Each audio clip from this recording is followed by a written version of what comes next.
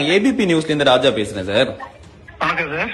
Sir, நீங்க இந்த விஜய் சம்பந்தமா தற்கூறிகள், விபச்சாரிகள் இப்படி எல்லாம் பேசுனீங்களா? அது சமூக வலைதளங்கள்ல கடுமையான விமர்சனத்துக்கு முன்வைக்கப்பட்டு வருது. நீங்க பாத்தீங்களா? இல்லையே, நான் பாக்கலையா.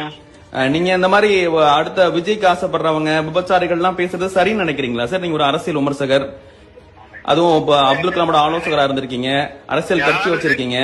இப்படி பொது வெளியில விபச்சாரிகள் அப்படின்னு பேசுறது எந்த அளவுக்கு சரியா இருக்கும்னு நினைக்கிறீங்க சார்? அந்த மாதிரி பேசுறவங்க வேற எப்படி கூப்பிடுவாங்க? அப்படித்தானே கூப்பிடணும். நான் அக்காவா இருப்பேன், தங்கச்சியா இருப்பேன், பொண்டாட்டியா இருப்பேன்னா அதுக்கு என்ன அர்த்தம்? அப்ப இப்படிப்பட்ட ஒரு தற்கொலை கூட்டத்தை எப்படி உருவாக்கி வச்சிருந்தா இப்ப என்ன அர்த்தம்? அப்ப இதை நம்ம என்கரேஜ் பண்ணிட்டே போனா நிக்கிறது.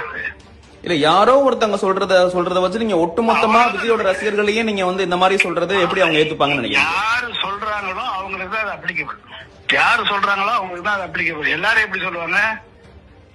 அந்த மாதிரி யாரு பேசுறாங்களோ அவங்களுக்கு தான் அது அப்ளிகபிள்.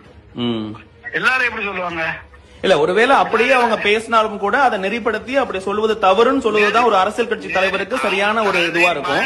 மண்டையில கூட்டினா தாங்க தெரியும். பெரியார் எப்படி கூட்டினாரு? மண்டையில கூட்டினா தான் தெரியும். அதுக்காக இந்த மாதிரி வார்த்தையை பயன்படுத்துறது சரி நினைக்கிறீங்களா சார்? சரிதான், சரிதான். அப்ப இந்த வார்த்தையை இதுக்கு நீங்க மன்னிப்பு கேட்க மாட்டீங்க, அப்படி இல்லையா? எதுக்கு மன்னிப்பு கேட்கணும்? வருத்தம் தெரிவிக்க மாட்டீங்க? ஒரு பொது வெளியில நான் பொண்டாட்டியா இருப்பேன், அக்காவா இருப்பேன், தங்கச்சியா இருப்பேன், பொண்டாட்டியா இருப்பேன்னா என்ன மாதிரியான ஒரு விளிம்பியங்களை இந்த மாதிரியான பொம்பளை பிள்ளைங்க இந்த எதிர்கால தலைமுறைக்கு சொல்லிக் கொடுக்குது. எத்தனை பேர் அது கெடுக்கும்? நம்மளும் இப்படி பேசலாமான்ற என்ன வருமா இல்லையா? அப்ப மண்டையில கொட்டினா தானே சரியா வரும். இல்ல, மண்டையில கொட்டுறது அப்படிங்கிறது நீங்களுமே இந்த மாதிரி அவதூறான ஒரு வார்த்தையை பயன்படுத்துறது உங்க தரமும் அதுல குறையுது இல்ல சார்? அது குறைஞ்சிட்டு போகுதுங்க. அவதூறான வார்த்தைன்னா இப்படி பேசுறவங்கள வேற எப்படி கூப்பிடுவீங்க? வேற என்ன வார்த்தை இருக்கு? சரியான நிலைப்பாடு. இந்த மாதிரி ஆட்களை இப்படித்தான் பேசி ஆகணும், வேற வழி கிடையாது. சோ இந்த வார்த்தையை பயன்படுத்த ஸ்டாண்ட்ல நீங்க உறுதியா இருக்கிறீங்க, இதை பின்வாங்க மாட்டீங்க. இதுக்கு எதுக்கு பின்வாங்கணும்? ஏங்க, நீங்க விபச்சாரி நாங்க கூப்பிடணும். எதுக்கு பின்வாங்கணும்?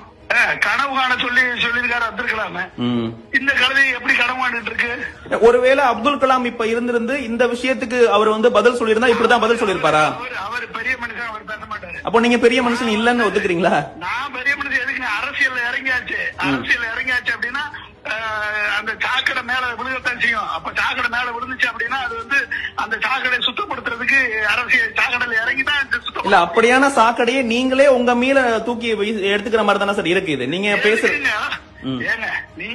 நீங்க எல்லாருக்கும் உங்க ஊடகத்துக்கு எங்க பொறுப்பு இருக்கு. அப்ப அதையே ஒளிபரப்புறீங்க. நீங்க ஒரு தனிப்பட்ட குடும்ப பெண்ணை நேரடியா தாக்குறீங்க. தனிப்பட்ட யாரு சொன்னாங்களோ அவங்களை அப்படித்தான் கூப்பிட முடியும். அப்பதான் அந்த அப்படி இந்த மாதிரி